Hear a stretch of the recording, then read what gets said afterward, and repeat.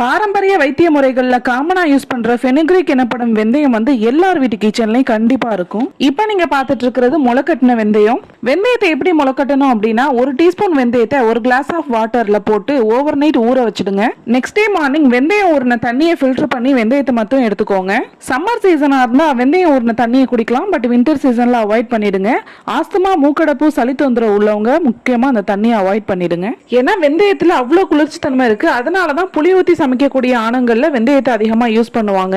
தண்ணியை ஃபில்டர் பண்ணிட்டு வெறும் வெந்தயத்தை மட்டும் நம்ம காட்டன் துணியில மூட்டை கட்டி வச்சோம் அப்படின்னா நெக்ஸ்ட் டே வந்து அதுல முளப்பம் கட்டிடும். அதுக்கப்புறமா ஒரு சின்ன பிளேட்ல நம்ம போட்டு உலர்த்தி நம்ம ஃபேன் காத்துலயே ஆற வச்சிடலாம். இதை அப்படியே சாப்பிட்டா கூட நமக்கு எந்த ஒரு கசப்பு தன்மையும் இருக்காது. சோறு சாப்பிடுற மாதிரி தாங்க இருக்கும். இது நல்லா ட்ரை ஆனதுக்கு அப்புறம் தலைக்கு தேய்க்கக்கூடிய தேங்காய் எண்ணெயில கூட இதை போட்டு ஊற வச்சு நம்ம யூஸ் பண்ணிக்கலாம். இதோடைய மருத்துவ குணத்தை பத்தின டீட்டெயிலான எக்ஸ்பிளனேஷன் நம்மளுடைய சேனல்ல இருக்கு. கண்டிப்பா அந்த வீடியோ போய் பாருங்க.